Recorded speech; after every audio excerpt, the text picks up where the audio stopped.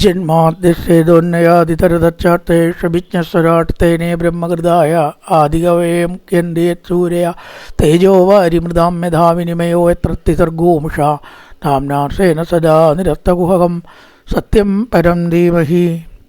നമസ്കാരം. സനാതനധർമ്മ സംഹിതങ്ങളിലെ വിജ്ഞാന ശകലങ്ങൾ പങ്കുവയ്ക്കാനായുള്ള ചാനലായ നാദശ്രീയിലേക്ക് എല്ലാവർക്കും സ്വാഗതം. പ്രിയരെ, ശ്രീമദ് ഭാഗവതത്തിൽ ദ്വിതീയ സ്കന്ധം 3-ാം അധ്യായം 10-ാമത്തെ ശ്ലോകമാണ് പറഞ്ഞു വെച്ചത്. ആ 10-ാമത്തെ ശ്ലോകത്തിന് വേണ്ടിയാണ് ബാക്കി 9 ശ്ലോകവും. അപ്പം നമുക്ക് 9 ശ്ലോകം മറക്കാം.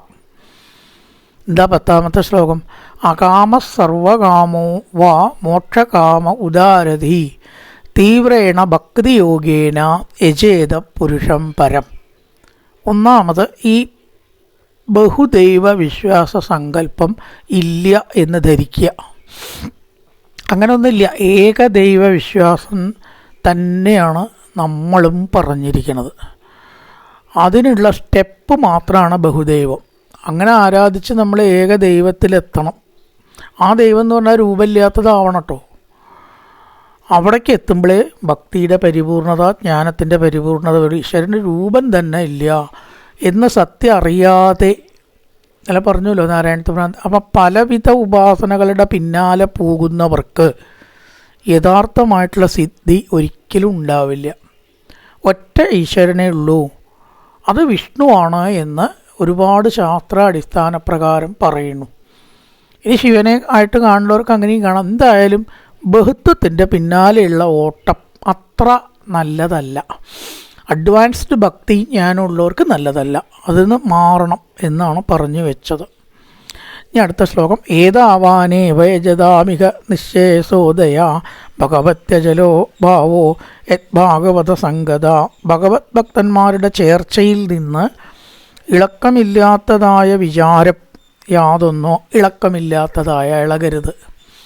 ഉറച്ച ഒരൊറ്റ മനോഭാവം. ഇതിൽ പറയും യഥാ ദീപോ നിവാതസ്ഥോ. നല്ല ഒരു നിലവിളക്ക്, സുഖമായിട്ടുള്ള കാറ്റ് അധികം അടിക്കാത്ത, കാറ്റുള്ളിടത്തല്ല, ഒരു ദിക്കിലാണ്ട് കത്തിച്ച് വെച്ചാൽ അതിങ്ങനെ നേരെ കത്തും ഇല്ലേ. നാളത്തിന് ഒരാട്ടം ഇല്ലാതെ കത്തും. എപ്പോഴേക്കും ആടില്ല. വിളക്ക് സുഖമായിട്ട് ഇങ്ങനെ കത്തുന്ന കണ്ടാൽ നല്ലൊരു ലക്ഷണമാണെന്നാണ്. കണ്ടില്ല, ആ വിളക്ക് യാതൊരു കുഴപ്പമില്ലാണ്ട് കത്തണം കേട്ടോ. ആട്ടം പോലും ഇല്ല. നല്ല സമയത്ത് അത്രയും അങ്ങനെ കത്തുക. അല്ലെങ്കിൽ ആ കാറ്റില്ലെങ്കിൽ പോലും ആടുന്ന. അതുപോലെ യഥാ ദീപോ നിവാതസ്ഥോ. നമ്മുടെ മനസ്സങ്ങോട്ട് നിശ്ചലാവണം. യജിക്കുന്നവരുടെ ശ്രേയസ് സത്യത്തിൽ എന്താന്ന് ചോദിച്ചാൽ ഇതാണ്. അപ്പോൾ വീട്, ധനം, ധാന്യം, ഉദ്യോഗം, വിവാഹം ഇതൊക്കെയോ അതൊക്കെ പ്രേയസ്സാണ്. അതൊക്കെ പ്രേയസ്സാണ് താത്വികമായിട്ട് പറയുമ്പോൾ. ശ്രേയസ് എന്ന് പറഞ്ഞാൽ ഇതൊന്നുമല്ല. ഇതൊന്നും നമ്മുടെ ശ്രേയസ്സല്ല. എന്തുണ്ടെങ്കിലും നമുക്ക് ആ മനസ്വസ്ഥത ഇല്ലെങ്കിൽ ഒന്നുകൊണ്ടും ഒരു കാര്യമില്ല. ആ മനസ്വസ്ഥതയാണ് ഇവിടെ ശ്രേയസ് എന്നുള്ളത് കൊണ്ട് ഉദ്ദേശിച്ചിരിക്കുന്നത്. ഞാൻ അടുത്ത ശ്ലോകം. ജ്ഞാനം യഥാ പ്രതിനിവൃത്ത ഗുണോർമി ചക്രമാത്മപ്രസാദ ഉദാ എത്ര ഗുണേഷു അസംഗ കൈവല്യ സമ്മതപതത്വത ഭക്തിയോഗക്കോ നിർവൃതോ ഹരികഥാസുരതിന്ന കുര്യാർ. ഇതിനാണ് സത്യത്തിൽ ജ്ഞാനം എന്ന് പറയുക. ജ്ഞാനം യഥാ പ്രതിനിവൃത്ത ഗുണോർമി ചക്രം. എന്താ ഗുണോർമി ചക്രം എന്ന് പറഞ്ഞാൽ? ഗുണം എന്ന് പറഞ്ഞാൽ സാത്വിക രാജസ ഭാവങ്ങളിൽ മനസ്സ് കിടന്നിട്ട് ഇങ്ങനെ ആടുക, മാറുക. ഇപ്പം സത്വഗുണം വെച്ചാൽ കുറച്ച് കഴിഞ്ഞാൽ രജോ ഗുണം വരും. ദേഷ്യം വരുമ്പോൾ തമോ ഗുണമാണെന്നാണ് പറയുക. ഒന്നിനോടുള്ള ആഗ്രഹം രജോ ഗുണവും. ഇതിങ്ങനെ മാറും മനസ്സ് എന്നാണ്. ഏതെങ്കിലും ഒരു ഗുണത്തിൽ ചേരാതെ മനസ്സ് നിൽക്കില്ല. വെള്ളം പാത്രത്തിലേ നിൽക്കുള്ളൂ അല്ലേ. കുറച്ച് വെള്ളം കൊണ്ടുവരണം, കൈ കൂടി ഉപയോഗിക്കരുത്. വെള്ളം ഇവിടെ എത്തിക്കണം. പൈപ്പോ വെള്ളമോ ഒന്നും കയ്യോ പാത്രം ഉപയോഗിക്കരുത് പറഞ്ഞാൽ പറ്റുമോ? വെള്ളം എപ്പോഴും ഒരു പാത്രത്തിലോ അല്ലെങ്കിൽ കയ്യെങ്കിലും വേണം, അല്ലെങ്കിൽ പൈപ്പ് വേണം, വേണ്ടേ? അല്ലാതെ വെള്ളത്തിന് നിലനിൽപ്പില്ല. ആകാശത്തിൽ വെള്ളം നിൽക്കുമോ? അതുപോലെ എത്രയും മനസ്സ്. ഈ സാത്വിക രാജസ താമസങ്ങളിൽ നിൽക്കാതെ മനസ്സിന് നിലനിൽപ്പ് ബുദ്ധിമുട്ടാണ്. ഒന്നുമില്ലെങ്കിൽ തമോ ഗുണമാവും. അപ്പോൾ തമോ ഗുണത്തിനോട് ചേർന്ന് ഉറങ്ങാം, കുഴപ്പമില്ല. അപ്പോൾ തമോ ഗുണത്തിനോട് ചേർന്നു ഉണർന്നു കഴിഞ്ഞാലോ എവിടെ ചായ, എവിടെ മൊബൈൽ ചാർജ് ചെയ്യണം, ഇന്നത്തെ പരിപാടി ഇപ്പം എന്ത്, അപ്പം രജോ ഗുണം വന്നു. നമ്മളെപ്പോൾ ഉറന്നോ രജോ ഗുണം വന്നു ഇല്ലേ. ചിലപ്പോഴോ ദേഷ്യം, ആലസ്യം, മടി ലേശം കൂടി കിടക്കുക, തമോ ഗുണമായി. ഇതിൽ കൂടാതെ ഈ മനസ്സ് നിൽക്കില്ല എന്നാണ്. എന്നാൽ നിൽക്കുമ്പോഴേ നമുക്ക് സുഖം ശരിക്കും ഉണ്ടാവുള്ളൂ. ഉറക്കത്തിൽ ചിലർ ലഭിക്കുമെന്ന് പറയുന്നുണ്ട്, പക്ഷെ അത് അജ്ഞാനത്തിലുള്ള സുഖമാണ്. അതുകൊണ്ട് ജ്ഞാനത്തിനെ സുഖം എന്ന് പറഞ്ഞുകൂടൂ എന്നാണ് അറിവുള്ളവർ പറയണത്. അജ്ഞാനത്തിന് എങ്ങനെയാണ് സുഖം എന്ന് പറയുക? അജ്ഞാനം ഒരു തരം ദുഃഖം തന്നെയാണ്. ചിലർ നല്ല സുഷുപ്തിയിലുള്ള സുഖവും ധ്യാനത്തിൽ കിട്ടുന്ന സുഖവും ഒന്നാണ് എന്ന് വാദിക്കുന്നുണ്ട്. അതൊരു വിവാദമാണ്, അതിലേക്ക് പോകണ്ട. എന്തായാലും തമോ ഗുണം അത്ര ഒരു നല്ല കാര്യമായിട്ട് പറയണില്ല. രാത്രി ഉറങ്ങുമ്പോൾ അത് വേണാനും, പക്ഷേ ഇതിൽ നിന്നും വ്യത്യസ്തമായുള്ള നിർഗുണം ആയിട്ടുള്ള അവസ്ഥയിൽ ആണ് യഥാർത്ഥ സുഖം എന്നാണ് പറയുന്നത്. അപ്പം 4ാമത്തെ അവസ്ഥയാണ്. അതെല്ലാവർക്കും കിട്ടില്ല. സാത്വികവും രാജസവും താമസത്തിൽ കടന്ന് തിരികെയാണ് അധികം ഭൂരിപക്ഷ പേരും, ഇന്നത്തെ കാലത്ത് വിശേഷിച്ചും. അവിടേക്ക് എത്തണമെങ്കിൽ ധ്യാനാവസ്ഥിത തദ്ഗതേന മനസ്സ, അതൊക്കെ മെല്ലെ ഓടിപ്പോവാൻ പറ്റിയ ശ്ലോകങ്ങളല്ല കേട്ടോ. അതാണ് വേണമെന്ന് വെച്ച് നീട്ടില്ല, അങ്ങനെയാണത് പറഞ്ഞാൽ അതിലേക്ക് എത്തണ്ടേ നമ്മൾ. അപ്പം അതുകൊണ്ടാണ് മെല്ലെ പോകുന്നത്. കുറച്ച് ശ്ലോകങ്ങളെ എടുക്കാൻ പറ്റുള്ളൂ, എന്നാലും അത് നേരെ എടുക്കാച്ചിട്ടാണ്. അപ്പം അതുകൊണ്ട് നിർഗുണാവസ്ഥയാണ് ധ്യാനാവസ്ഥ. ധ്യാനാവസ്ഥ തന്നെയാണ് നിർഗുണാവസ്ഥ. അതിൽ മനസ്സ് എത്തിക്കാനാണ് എല്ലാ സാധനങ്ങളും. അല്ലാണ്ട് അവിടെ എത്താതെ കണ്ട് നമ്മൾ എന്തൊക്കെയോ ചെയ്തു എന്ന് പറഞ്ഞിട്ട് വലിയ കാര്യമൊന്നുമില്ല. ഇവിടെ പറയണ ജ്ഞാനം പ്രതിനിവൃത്ത ഗുണോർമ്മി ചക്രം.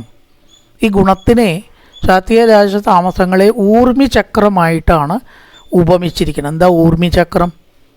ഊർമിചക്രം എന്ന് പറഞ്ഞാൽ തിരമാലകൾ. ഊർമി എന്ന് പറഞ്ഞാൽ ഓളങ്ങൾ എന്നാണ് പറയുക. ഈ തിരമാലകളുടെ ഇടയിലാണ് പെട്ട സാധാരണ നിലയ്ക്ക് രക്ഷയുണ്ടോ? കടലിൽ ഒരു രക്ഷയില്ല അല്ലേ? അതിലാണ്ട് കുടുങ്ങുക, മുങ്ങി മരിക്കുക എന്നല്ലാണ്ട് അതുപോലത്തെ ഒരു തിരമാല സമൂഹമാണ് സാത്വിക രാജസ താമസ ചക്രം എന്ന് പറയുന്നത്. അതിൽ പെട്ടിട്ട് മനസ്സ് അധികം ആൾക്കാരുടെ ഇങ്ങനെ വ്യാകുലപ്പെടുകയാണ്. അതിൽ നിന്ന് എങ്ങനെ കരകയറാം? പണ്ടുള്ളവർ ചിന്തിച്ച ചിന്താഗതികളൊക്കെ ഒന്ന് ആലോചിച്ച് നോക്കൂ. ആത്മപ്രസാദം, ആ ആത്മാവിനെ സന്തോഷിപ്പിക്കുന്നതിൽ കൂടി മാത്രമേ ഈ തിരമാലകളുടെ സമൂഹത്തിന് നമുക്ക് കയറാൻ പറ്റുള്ളൂ. വേറൊന്നുകൊണ്ടും പറ്റില്ല. സുഖമുള്ള വസ്തു കിട്ടിയാൽ ആ സുഖം പോലും താൽക്കാലികമാണ് അല്ലേ? ഇപ്പം നമുക്ക് സുഖമുള്ള ഭക്ഷണം കഴിയുന്നവരേ ഉള്ളൂ. കുറച്ചും കൂടി ആയിക്കോട്ടെ എന്ന് പറഞ്ഞാൽ നമുക്ക് ദേഷ്യം വരും. കാരണം ഈ പായസമായാലും ഭക്ഷണമായാലും കഴിക്കണതിനൊരു ലിമിറ്റുണ്ട്. പിന്നെയും കുറച്ച് വിളമ്പിയാലോ എന്തായത് എനിക്ക് നിർത്തിക്കൂടെ? അത് എൻ്റെയാണ് വയറ്, സാധനം തൻ്റെ ആണെങ്കിലും വയറ് എൻ്റെയാണ്, എനിക്ക് പറ്റില്ല എന്ന് പറയും ഇല്ലേ? നമ്മൾ അധികം വിളമ്പിയാൽ ദേഷ്യം വരും. അപ്പോൾ ആ സുഖത്തിന് ലിമിറ്റില്ലേ? എത്ര പാട്ട് കേൾക്കുന്ന നമ്മൾ ഒരുപാട് കഴിഞ്ഞാൽ നിർത്തിക്കളയാം തോന്നുന്നുണ്ട്. അപ്പോൾ ഇതൊക്കെ സുഖത്തിന് പരിമിതികളുള്ള സുഖങ്ങളാണ്. കുറച്ച് കഴിഞ്ഞാൽ ആ സുഖം തന്നെ ദുഃഖമായിട്ടും തീരും. നമുക്ക് പല സുഖങ്ങളും കുറേ കഴിയുമ്പോൾ ദുഃഖമായിട്ട് തീരുന്ന സുഖങ്ങളുണ്ട്. അപ്പോൾ ആത്മപ്രസാദമില്ലാതെ സുഖം ശാശ്വതമായിട്ട് നിലനിർത്താൻ സാധിക്കില്ല. ആത്മപ്രസാദോദയത്ര, അതെന്താ? എത്ര ഗുണേഷു അസംഗ. സാത്വിക രാജസ താമസങ്ങളുടെ ബന്ധമില്ലാതെ ആവണം. അസംഗ, ഗുണേഷു അസംഗ, ഗുണങ്ങളോടുകൂടി ചേരാത്ത മനസ്സ്. അപ്പം മനസ്സ് എങ്ങനെ ചേർന്നിട്ടേ നിൽക്കുള്ളൂ എന്നും പറഞ്ഞു. ഗുണങ്ങളോട് ചേരാതിരുന്നാൽ ഈശ്വരനോട് ചേർക്കണം. ഒന്നിനോട് ചേർന്നിട്ടേ നിൽക്കുള്ളൂ എന്ന് പറഞ്ഞാൽ എന്തിനോട് ചേർക്കാം? ഗുണങ്ങളില്ലാത്തതിനോട് ചേർക്കുക. എന്താ ഗുണങ്ങളില്ലാത്ത? ഈശ്വരൻ. നിർഗുണനായിട്ടുള്ള ഈശ്വരനെ ആശ്രയിച്ച് അവിടെ പിടിച്ച് കെട്ടുക. അപ്പോൾ ഒരാശ്രയമാവുകയും ചെയ്തു, കുഴപ്പമില്ലാത്ത ആശ്രയമാവുകയും ചെയ്തു, കുഴപ്പമുള്ള ആശ്രയങ്ങളെ ഉപേക്ഷിക്കുകയും ചെയ്തു. ഇത് നമ്മൾ ചെയ്യില്ല, നേരെ തിരിച്ചാ ചെയ്യുക അല്ലേ? ഇഷ്ടമുള്ള വസ്തു എന്ന് തെറ്റിദ്ധരിച്ച് പാറ്റ അഗ്നിയിൽ വീഴണ പോലെ ദുഃഖത്തെ തരുന്ന ഗുണങ്ങളോട് ചേർക്കും മനസ്സിനെ. പിന്നെ ദുഃഖം ഇല്ലാണ്ട് ഉണ്ടാവുമോ? അതിന് പകരം എന്ത് ചെയ്യുക? അതിൽ നിന്ന് വിടുത്തി ഡിസ്കണക്റ്റ് ചെയ്ത് ഏതിനോട് കണക്ട് ചെയ്യുക? ഈശ്വരനോട് കൂടിയിട്ട് കണക്ട് ചെയ്യുക. ഗുണേശ്വസംഗ. അപ്പം എന്ത് കിട്ടും? ആത്മപ്രസാദ, ആത്മാവിന് പ്രസാദം നമുക്ക് ഉണ്ടാവും. ഇതാണ് മനസ്സിലാക്കേണ്ടത്. ഇതുവരെ പറഞ്ഞ ശ്ലോകങ്ങളൊക്കെ പല ഉപാസനയുടെ പിന്നാലെ പോകുന്നവരെ തെറ്റായ കാര്യത്തെയൊക്കെ അറിഞ്ഞത് എന്നിട്ട് അത് ചെയ്യരുത് എന്നാണ് പറയണത്. കൈവല്യ സമ്മതപതത്വത ഭക്തിയോഗ, അതെന്തുകൊണ്ടാണ് സാധാരണക്കാർക്ക് കിട്ടുക? ഇതിപ്പോൾ പറയുക എന്നല്ലാണ്ട് എല്ലാവർക്കും സാധിക്കുമോ? ചോദ്യം വേണ്ട. സാധിക്കും. ഭക്തിയോഗ, ധ്യാനയോഗമോ ജ്ഞാനയോഗമോ ഉപനിഷത്താദി ശാസ്ത്രത്തിൻ്റെ പിന്നാലെയോ പോവാൻ പറ്റാത്തവർ അതിൻ്റെ പിന്നാലെ പോകണ്ട. വയ്ക്കണവർ പൊക്കോളൂ, കുഴപ്പമൊന്നുമില്ല. അപ്പോൾ യോഗ വയ്ക്കണവർക്ക് ആവാം, അല്ലാത്തവർക്ക് പറ്റുമോ? ചില രോഗങ്ങൾ, ആസ്മയുള്ളവർക്ക് യോഗം ചെയ്യാൻ പറ്റില്ല. ചില ശരീരഘടനയുള്ളവർക്ക് ചില യോഗാപോസ് പറ്റില്ല. യോഗ നല്ലതാണെന്നും പറഞ്ഞിട്ട് എല്ലാവർക്കും ചെയ്യാൻ പറ്റുമോ? പറ്റില്ല. പറ്റണവർക്കേ പറ്റൂ. എന്നാൽ ഒന്നും പറ്റാത്തവർക്കും പറ്റണ ഒരു കാര്യമാണ് ഭക്തി യോഗ. ആ ഭക്തി യോഗത്തെ ആശ്രയിക്കുക. കൈവല്യ സമ്മത പതത്വത ഭക്തി യോഗ എല്ലാ മഹാന്മാരും അംഗീകരിച്ചതാണ് ഭക്തി യോഗം. ഒരാൾക്കെങ്കിലും ഇത് യോജിക്കാത്തതല്ല, അപകടരഹിതമാണ്, യാതൊരുവിധ നെഗറ്റീവ്സും ഇല്ലാത്തതാണ്, സേഫാണ് എന്ന് പറയാം. ഭക്തിയോഗ എന്ന് പറയണ കോ നിർവൃതോ ഹരികഥാസുരതിന്ന കുര്യാൻ. അതിന് പറ്റിയ മാർഗ്ഗം ഹരിയുടെ കഥകൾ കേൾക്കാനുള്ള മനോഭാവം ഉണ്ടാവുക. പൂർവ്വജന്മമുള്ളവർക്കേ പറ്റൂ. നിർവൃതോ, ഏതൊരാൾക്കാണ് അതിൽ നിർവൃതി പ്രാപിക്കാൻ സാധിക്കാതിരിക്കുക? എല്ലാവർക്കും ഈശ്വരകഥ ഇഷ്ടമാണ് അല്ലേ? 7 ദിവസത്തെ ഉപനിഷത്ത് ക്ലാസ് രാവിലെ തൊട്ട് വൈകുന്നേരം വരെ വെച്ച് നോക്കൂ. പറയണവരും ഉറങ്ങും, കേൾക്കണവരും ഉറങ്ങും. ആ ശാസ്ത്രത്തിനെ നമ്മൾ താത്തണില്ല കേട്ടോ. സാധാരണക്കാർക്ക് അത് കേട്ടിരിക്കാൻ പറ്റില്ല. അനുഭവങ്ങളാണത്. ഭാഗവതം സപ്താഹം ഇതൊക്കെയായാലും നടക്കണു ഇല്ലേ? കുറേ ആൾക്കാരെങ്കിലും കുറച്ച് ഭാഗങ്ങളെങ്കിലും കേൾക്കുന്നുണ്ട്. 7 ദിവസം കൊണ്ടും എടുക്കണില്ല. നമുക്കൊക്കെ 7 ദിവസം കഴിഞ്ഞപ്പോൾ കഴിഞ്ഞൂലോ എന്ന് അപ്പോഴൊക്കെ അധികം തോന്നണത്. വയ്യായിണ്ട്, ശരിയൊക്കെയാണ്. പക്ഷേ 7 ദിവസമായ ഈശ്വരാ കഴിഞ്ഞു പോയല്ലോ എന്നാണ് തോന്നണത്. അപ്പോൾ അതാണ് കോ നിർവൃതോ ഹരികഥാസുരതിംന ഗുര്യാട്. ഭാഗ്യവാന്മാർക്ക്, പുണ്യം ചെയ്തവർക്ക് മടുക്കാത്ത കാര്യമാണ് ഈശ്വരകഥ, ഹരികഥ കേൾക്കൽ. ശൗനക ഉവാച ഇത്യാഭിവ്യാഹൃതൻ രാജ നിശമ്യ ഭരതർഷഭ കിമന്യൽ പൃഷ്ടവാൻ ഭൂയോ വയ്യാസകം ഋഷിംഗവീം. ഇപ്പം കേട്ടുകൊണ്ടിരിക്കുന്ന ശൗനകാദികൾ സൂതനാണ് പറയണത്. ചോദിച്ചു, ഈശ്വര ഇതൊക്കെ കേൾക്കുമ്പോൾ തന്നെ ഞങ്ങൾക്ക് നല്ല സുഖം തോന്നുന്നുണ്ടല്ലോ, ഞങ്ങളുടെ സംശയങ്ങളൊക്കെ തീരുന്നുണ്ടല്ലോ. ആ പരീക്ഷിത്ത് പിന്നെ എന്തൊക്കെയാണ് ചോദിച്ചത്, അതിനെന്തൊക്കെയാണ് ശുഗമഹർഷി പറഞ്ഞത് എന്ന് അങ്ങ് ഞങ്ങളോട് പറഞ്ഞു തരണം. വേറൊന്നും ഞങ്ങൾക്ക് അറിയണ്ട. ഇത്യഭിവ്യാഹൃതം രാജ, ഇപ്രകാരമുള്ളതായ വാക്കിനെ നിശമ്യ, കേട്ടിട്ട്. നിശമ്യ എന്ന് പറഞ്ഞാൽ കേട്ടിട്ട്, നിശാമ്യ എന്ന് പറഞ്ഞാൽ കണ്ടിട്ടിട്ട്. ഒരു ദീർഘാവുമ്പോഴേക്ക് അർത്ഥം മാറി. ആണ് സംസ്കൃതം തെറ്റി വായിക്കരുത് എന്ന് പറയണത്. നിശമ്യ കേട്ടിട്ട്, ഭൂയ പിന്നെ, ഋഷിയും കവിയുമായ വ്യാസപുത്രനോട്, വയ്യാസകി എന്ന് പറഞ്ഞാൽ ശുഗൻ വ്യാസപുത്രൻ, അന്യത് കിം എന്തൊക്കെയാണ് ചോദിച്ചത്. ഇനിയും പരീക്ഷത്തിൻ്റെ ചോദ്യങ്ങൾ ഞങ്ങൾക്ക് അറിയണം, ഉത്തരങ്ങളും അറിയണം. ഇത്യഭിവ്യാഹൃതം രാജാ നിശമ്യ ഭരതർഷഭ കിമന്യൽ പൃഷ്ടവാൻ ഭൂയോ വയ്യാസകിം ഋഷിംഗവീം. എല്ലാം അറിയേണ്ടതായിട്ടുള്ള ശുഗമഹർഷിയോട് ആ പരീക്ഷിത്ത് എന്തെല്ലാം ചോദിച്ചു, ഭരതർഷഭനായിരിക്കുന്ന പരീക്ഷിത്ത് എന്തെല്ലാം ചോദിച്ചു. അതിന് ശുഗൻ പറഞ്ഞ മറുപടി ഇനിയും ഞങ്ങൾക്ക് കേൾക്കണം എന്ന് ഇപ്പോഴത്തെ ശ്രോതാക്കൾ ശൗനകാദികളാണ് കേട്ടോ. ആ ശൗനകാദികൾ സൂതനോട് ചോദിച്ചു. ഏതച്ചുഷതാം വിദ്വൻ സൂത നോർഹതിഭാഷിതം കഥാഹരികതോദർക്ക സദാഹം സുസദസി ധ്രുവം. വിദ്വൻ സൂത, അറിവുള്ളതായിട്ടുള്ള സൂത, ഈശ്വരകഥ ഇങ്ങനെ പറയാൻ ഭാഗ്യം ലഭിച്ചതായിട്ടുള്ള സൂത, ശുശ്രൂഷതാം കേൾപ്പാൻ ആഗ്രഹമുള്ള ഞങ്ങളോട്. എല്ലാവരോടും പറഞ്ഞിട്ട് വല്ല കാര്യമുണ്ടോ? ദേവരിൻ കുറച്ച് ഹരികഥ പറഞ്ഞു തരാം. ഒരു കാര്യമില്ല. അപ്പം അത് വേണ്ടവർക്ക് പറഞ്ഞു കൊടുക്കുക. ശുശ്രൂഷത ന എന്ന് പറഞ്ഞാൽ വിസർഗം ഉണ്ട് അവിടെ. ഞങ്ങളോട് വിസർഗമില്ല വെച്ചാൽ നെഗറ്റീവാവും, നേരെ വിപരീതാർത്ഥം, കേൾക്കാൻ ഇഷ്ടമില്ലാത്ത ഞങ്ങളോട് എന്നാവും ഇല്ലേ? അപ്പം നാന്ന് വിസർഗം ഉണ്ട്. തന്നെ പറയണം, എന്ന് പറയരുത്. ഞങ്ങളോട്. ഏതത് ഇതിനെ ഭാഷിതും പറവാനായിക്കൊണ്ട് അങ്ങ് അർഹനാകുന്നു. കേൾക്കാൻ ആഗ്രഹമുള്ളവരോട് പറയണം എന്നാണ്. ഒരാൾ കഥ പറഞ്ഞു തരണം. ഭാഗവതം എന്ന് പറഞ്ഞാൽ അവസാന ജീവൻ പോകുന്നവരെ പറയണം എന്നാണ്. വയ്യാണ്ടായാൽ നിർത്തിയില്ല. അത് നമ്മൾ നിഷേധിക്കരുത് എന്നാണ് പറയുന്നത്. കാരണം നമുക്ക് പറ്റണ ഒരു കാര്യം, ഒരു ഉപകാരം ചെയ്യാൻ അതല്ലേ ഉള്ളൂ. അപ്പം നമ്മളാൽ കഴിയുന്ന ഒരു ഉപകാരം മറ്റൊരാൾക്ക് ചെയ്യാന്ന് പറഞ്ഞാൽ അതൊരു വലിയ സേവനല്ലേ. അതുകൊണ്ട് വിദ്വൻ അങ്ങ് ഞങ്ങളോട് പറഞ്ഞു തരണം എന്ന് പറയണം. ഭാഷിതും പറവാനായിക്കൊണ്ട് അർഹസി, നമ്മളാൽ കഴിയുന്ന ഉപകാരം വേറൊരാൾക്ക് ചെയ്തു കൊടുക്കുക.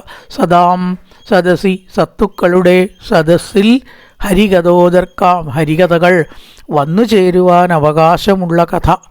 തീർച്ചയായിട്ടും ഭവിക്കും എന്ന് പറയുകയാണ്. ശ്രീഹരിയുടെ കഥകൾ സജ്ജനങ്ങളുള്ള സ്ഥലത്തിൽ എങ്ങനെയെങ്കിലുമൊക്കെ വന്നു ചേരും എന്നാണ്. സജ്ജനങ്ങളുടെ മനസ്സിൽ തുച്ഛങ്ങളായിട്ടുള്ള കഥകൾ ഇഷ്ടമല്ല. അതുകൊണ്ടാണ് അവരുടെ സംഭാഷണം ഈശ്വര കഥയാവണം എന്ന് പറയാൻ കാരണം ഇല്ലേ.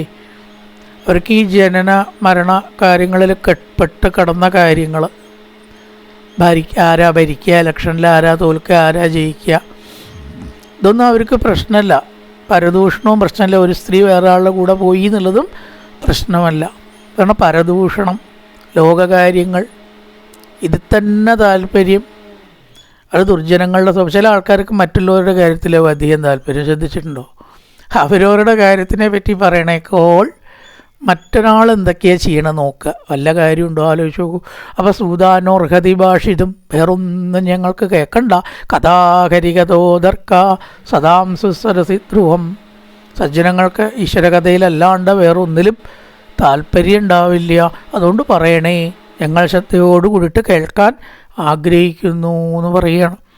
സവൈ ഭാഗവതോ രാജ പാണ്ഡവേയോ മഹാരഥ ബാലക്രീഡനകൈ ക്രീഡൻ കൃഷ്ണക്രീഡാം ജാതതേ. മഹാരഥ, മഹാരഥനും മഹാനും പാണ്ഡവേയ പാണ്ഡവകുലജാതനും ആയ പരീക്ഷിത്ത് നർത്തം. സാ രാജാവ് പരീക്ഷിത്ത് ഭാഗവത വൈ ഭാഗവതനാണെന്ന് പ്രസിദ്ധമാണല്ലോ. ആ ചത്തപാമ്പിനെ എടുത്ത് കഴുത്തിലിട്ടു എന്നൊരു തെറ്റ് അദ്ദേഹം ചെയ്തു. എങ്കിലും അതുകൊണ്ട് ഭാഗവതം കേൾക്കാനുള്ള യോഗം ഉണ്ടായത്. അപ്പം അദ്ദേഹത്തിൻ്റെ നല്ല പ്രവൃത്തികളുടെ ആ ഒരു ബലമാണ് ഈ ഭാഗവതം കേൾക്കാനുള്ള തട്ടകശാപം അദ്ദേഹത്തിന് കിട്ടി. ഇതും അനുഗ്രഹമായി. കണ്ടോ, നല്ല പ്രവൃത്തി ചെയ്തവർ അഥവാ ഒരു തെറ്റ് ചെയ്താലും ആ തെറ്റ് എന്തായിട്ട് മാറും? അവന് പ്രേഷർ ഗുണത്തിനായിട്ട് മാറും. ആ വേറൊന്നും വിചാരിച്ചിട്ടല്ല, അതവിടെ ഈശ്വരൻ ചെയ്യിച്ചതാണ്. സർവം ഭവപ്രേരണ ഏവ ഭൂമൻ.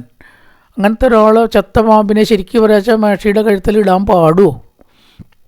അയാൾ എന്തായാലും അത് ചെയ്തത് ശരിയായില്ല നമ്മൾ പറയാം. ആരാ ഇതൊക്കെ പറയാൻ? അയാളെ കൊണ്ട് ചെയ്യിച്ചതാരാ? ഈശ്വരനാണ്. സംശയം വല്ലതും ഉണ്ടോ? അതിന് സംശയം ആവശ്യമില്ല. സർവം ഭവത് പ്രേരണ ഏവ ഭൂമൻ. ഈ ലോകത്തിൽ എന്തെല്ലാം കാര്യങ്ങൾ നടന്നാലും അത് ഈശ്വരപ്രേരണ അതിൻ്റെ പിന്നിലുണ്ടാവും. അല്ലെങ്കിൽ അത് നടക്കില്ല. എങ്ങനെയെങ്കിലും അത് തിരിഞ്ഞും മറിഞ്ഞും അല്ലാണ്ടാവും. അത് വേണ്ട, നമുക്ക് അങ്ങനെ തന്നെ മതിയെന്നാവും. അപ്പോൾ അതിൻ്റെ ഉള്ളിലൊരു ഈശ്വരപ്രേരണ ഉണ്ടാവും എന്നാണ്. അതുകൊണ്ട് ഇവിടെ പറയുകയാണ്, ആ രാജാവിനോട് ഈശ്വരകഥ കേൾക്കാനുള്ള ഭാഗ്യം കിട്ടിയില്ലേ.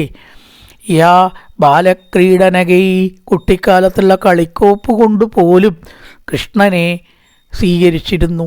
കളിക്കുകയാണെങ്കിലും ഈശ്വരൻ്റെ പടം വയ്ക്കുക, വിളക്ക് വയ്ക്കുക, അമ്പലം കെട്ടുക, ആ ജാതി കളിയുള്ളൂ.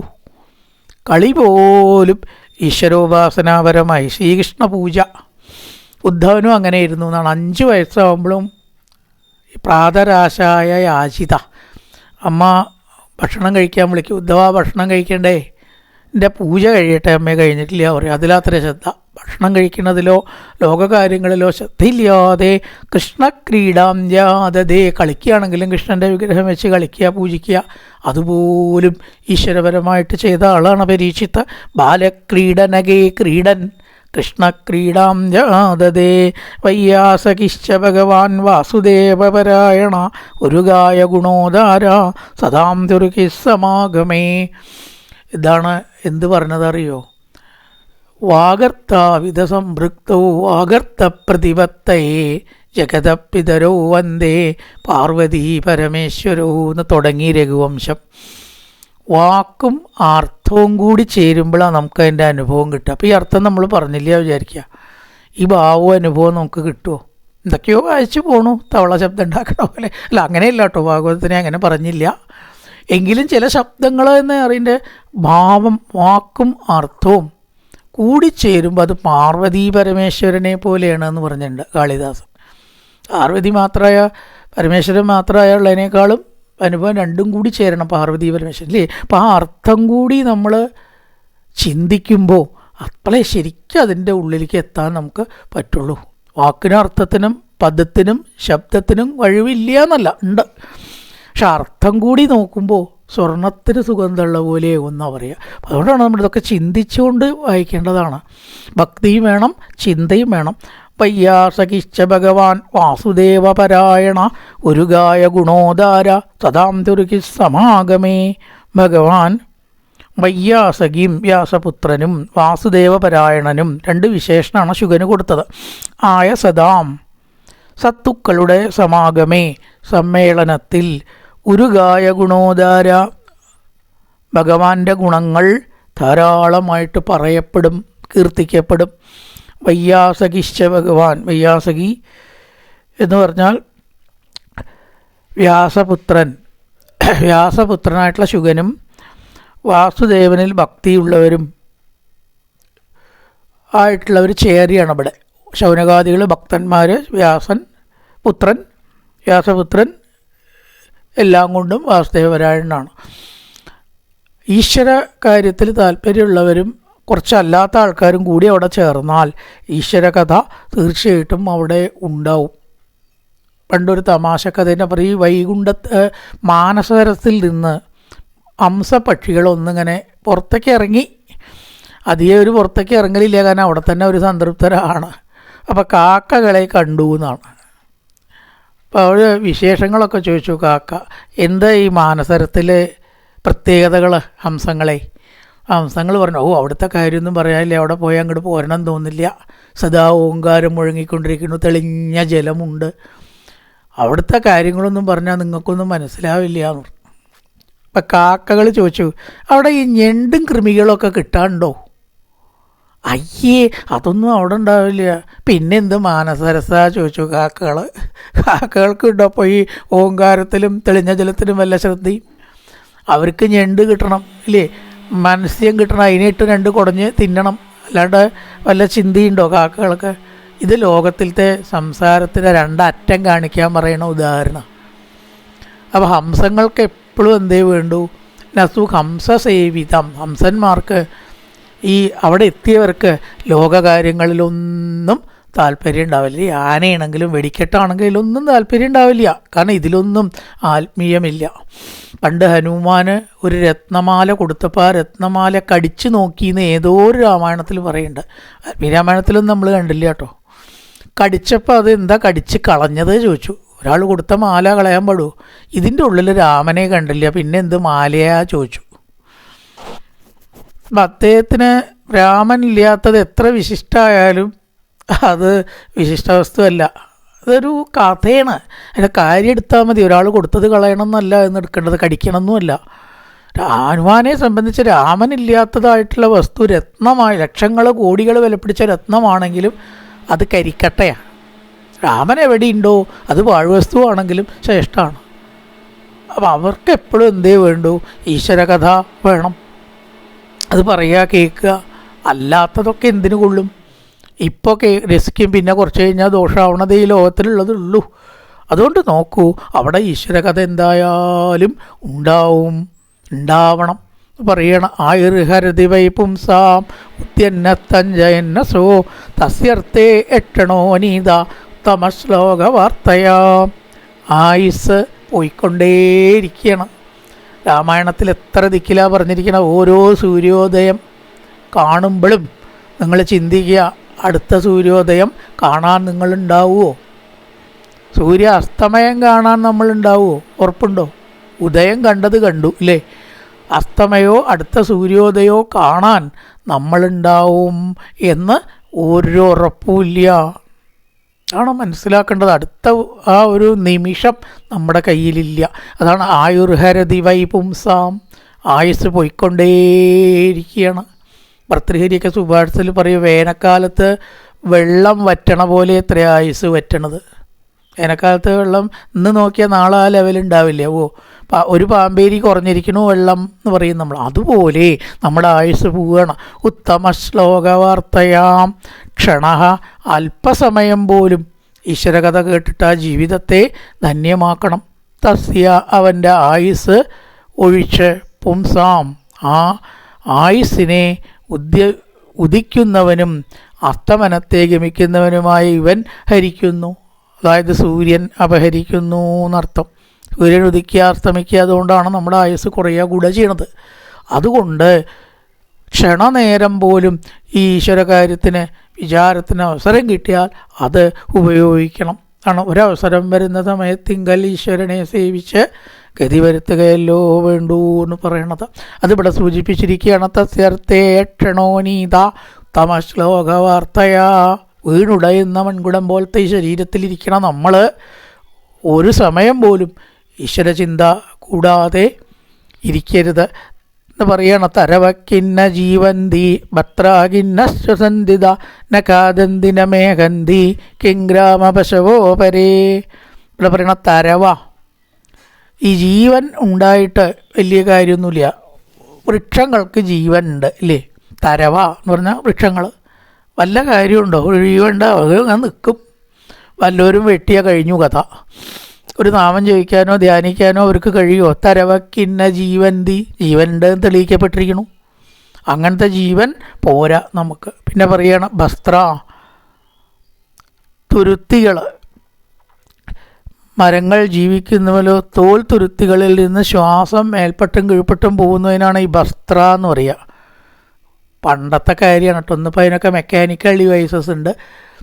ഈ തീ കത്തിക്കാൻ ഊതിയാലൊന്നും പറ്റില്ല. നല്ലോണം തീ കത്തിയാലേ ഇരുമ്പ് ചൂട് ആക്കിയിട്ട് അടിച്ച് ശരിയാക്കാൻ പറ്റും. അതിനൊരു ഭസ്ത്ര എന്ന് പറഞ്ഞിട്ടൊരു സാധനം ഉണ്ട്. ഒരു ഒല എന്നാണ് പറയുക ചിലർ.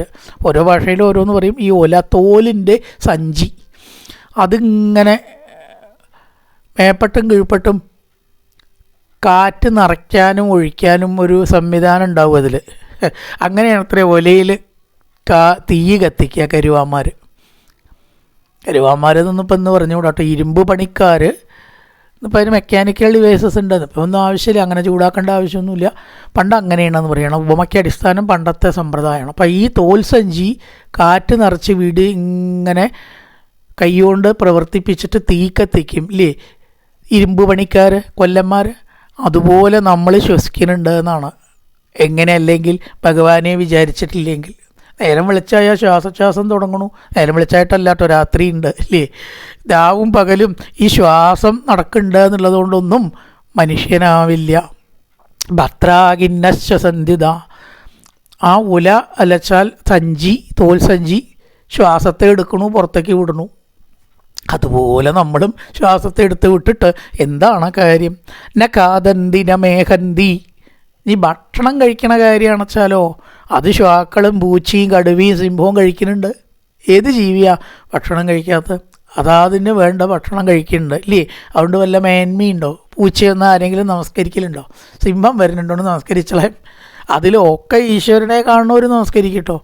അല്ലാത്തവർ അതിൻ്റെ മഹത്വമൊന്നും കണക്കാക്കണില്ല. അതൊരു ജീവി, ആട് പോകട പറയും ഇല്ലേ? ശ്വാവ് അടുത്ത് വന്ന് ആട് പോകട. ന കാദന്തി ന മേഘന്തി, മൂത്രമൊഴിക്കുക.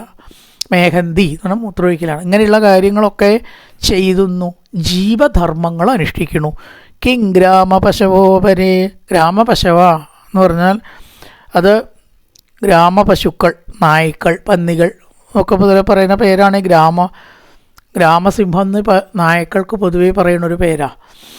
അതൊക്കെ മഹത്വം ആരെങ്കിലും കൽപ്പിക്കലുണ്ടോ എന്ന് ചോദിക്കുകയാണ്. അപ്പം അതുപോലെ ശ്വാസം എടുത്തിട്ടും ഹൃദയം മിടിച്ചിട്ടും എന്തെങ്കിലുമൊക്കെ തിന്നുക കുടിക്കുക എവിടെയെങ്കിലും കിടക്കുക. അതുകൊണ്ട് എന്താണ് കാര്യം? അതുകൊണ്ട് മനുഷ്യനാവുന്നുണ്ടോ എന്ന് ചോദിക്കുകയാണ്. തരവക്കിന്ന ജീവന്തി. വൃക്ഷങ്ങൾ ജീവനുണ്ട് എന്ന് പറഞ്ഞിട്ട് വല്ല കാര്യമുണ്ടോ? ഭർത്രാകിന്ന ശ്വസന്ധിത. തോലിൻ്റെ സഞ്ചിയിൽ ശ്വാസം അകത്തേക്ക് പോയി പുറത്തേക്ക് പോകുന്നുണ്ട്. നകാദന്തി നമേഹന്തി. മൂത്രമൊഴിക്കലോ ശരീരധർമ്മങ്ങളോ ഭക്ഷണം കഴിക്കലോ വിസർജിക്കലോ ചെയ്യുന്നുണ്ട്. കിങ്ഗ്രാമപശവോ പരേ. അതുകൊണ്ട് ശ്വാക്കളോ പന്നികളോ എന്തൊരു ഗുണമാണ് ഉള്ളത്, എന്തൊരു മഹത്വമാണുള്ളത്. ശപിപരാഘോട്രപരേ സംസ്ഥിത പുരുഷ പശു. നീ പറയണം അങ്ങനത്തെ മനുഷ്യരും ഉണ്ട് കേട്ടോ. മനുഷ്യരുണ്ട്. ശ്രേഷ്ഠമായിട്ട് 2 കാലിൻ്റെ മുകളിൽ നടക്കാൻ കഴിയുന്ന മൃഗം മനുഷ്യൻ മാത്രമേ ഇത്രയുള്ളൂ. ബാക്കിയുള്ളവർക്കൊക്കെ 2 കാലുമ്പോൾ നടക്കാൻ പറ്റില്ല എന്നാണ്. കാക്കി അങ്ങനത്തെ 2 കാലുള്ള പക്ഷികൾ നടക്കുന്നുണ്ട്. പക്ഷെ അവരധികം പറക്കുകയല്ലേ ചെയ്യണം. 2 കാല് ഇവർ നടക്കുക എന്നതൊരു കഴിവാണ്. അപ്പോൾ അതൊഴിച്ച് വേറൊരു പ്രത്യേകതയില്ലാത്ത മനുഷ്യന്മാരെയാണ് എന്ത് പറയുക? പുരുഷ പശു എന്ന് പറയുക. മനുഷ്യമൃഗം ധാരാളം നോക്കിയാൽ കാണാം ഇല്ലേ? ചുറ്റും മനുഷ്യമൃഗം. കുറേശ്ശെ പരദൂഷണം നല്ലതാണെന്നാണ്. ഇങ്ങനത്തെ പരദൂഷണമൊക്കെ ഭാഗവത്തിൽ കാണാം. എന്തിനറിയോ? അങ്ങനത്തെ ആൾക്കാരെ നോക്കി പഠിക്കാതിരിക്കാൻ. പഠിക്കാതിരിക്കാനാണ് പരദൂഷണം പറയണത്. വരാഹ ഉഷ്ട്രകരേ, വരാഹം പന്നി, ശ്വാവ് നായ, പന്നി നായ മുതലായിട്ടുള്ള കുതിര ഇങ്ങനത്തെ ജീവികളെ പോലെ രണ്ട് കാലുമ്പിൽ നടക്കണ മനുഷ്യമൃഗം, പുരുഷ, പശു എത്ര കാണാം നമുക്ക് കലിയുഗത്തിൽ. എന്താ അവരുടെ പ്രത്യേകത? നയൽ കർണപതോപേദോ ജാതുനാമ ഗതാഗ്രജ, ഗതാഗ്രജനായിരിക്കുന്ന ഭഗവാന്റെ കഥകൾ കേൾക്കണം എന്നില്ലാതിരിക്കുക. ഉഷ്ട്രം ഒട്ടകം, കരം കുതിര, ഇതൊക്കെ പോലെ രണ്ട് കാലുമ്പിൽ നടക്കണം പുരുഷ, പശു, മനുഷ്യമൃഗങ്ങൾ എത്ര കാണാം. എന്താ കാരണം? നയത് കർണപഥോപേതോ, കർണപഥത്തിൽ ഈശ്വര കഥ കേൾക്കാത്ത ജന്മങ്ങൾ എത്രയുണ്ട്. വ്രണബിലേബദോരുക്രമവിക്രമാന്യേ ന ശൃണ്വത കർണപുടേ നരസ്യ ജിക്വാസതീതാത്തുരുകേവസൂത നചോപഗായത്തുരുഗായ ഗാഥ. പറയാണ്, രണ്ട് ദ്വാരങ്ങൾ മാത്രം ആയിട്ട് ചെവി മാറും. എങ്ങനെയല്ലെങ്കിൽ ഈശ്വരകഥ അതിൽ കേട്ടിട്ടില്ലെങ്കിൽ, ചുമരിൻ്റെ മുകളിൽ ദ്വാരമുണ്ട് ഇല്ലേ, അതും നമ്മുടെ മനുഷ്യ ചെവി തമ്മിലുള്ള വ്യത്യാസം ഈശ്വരകഥ കേട്ടാസ്വദിക്കലാണ്. അങ്ങനെ എല്ലാ അവയവങ്ങളും ഭഗവാനെ സേവിക്കാനായിട്ട് ഉപയോഗിക്കണം എന്നുള്ള തത്വത്തെ 20ാമത്തെ ശ്ലോകം മുതൽ പറയുകയാണ്. കായേന വാചാ മനസേന്ദ്രിയർവാധ്യാത്മനാ വാ പ്രകൃതി സ്വഭാവാൻ കരോതി യത്യസകലം പരസ്മൈ നാരായണായേതി സമർപ്പയാമി. ഓം പൂർണ്ണമദ പൂർണ്ണമിദം പൂർണ്ണാത് പൂർണ്ണമുദച്യതേ പൂർണ്ണസ്യ പൂർണ്ണമാദായ പൂർണ്ണമേവാവശിഷ്യതേ. ഓം ശാന്തി ശാന്തി ശാന്തി. ഹരി ഓം. ശ്രീ ഗുരുഭ്യോ നമഃ. ഹരി ഓം.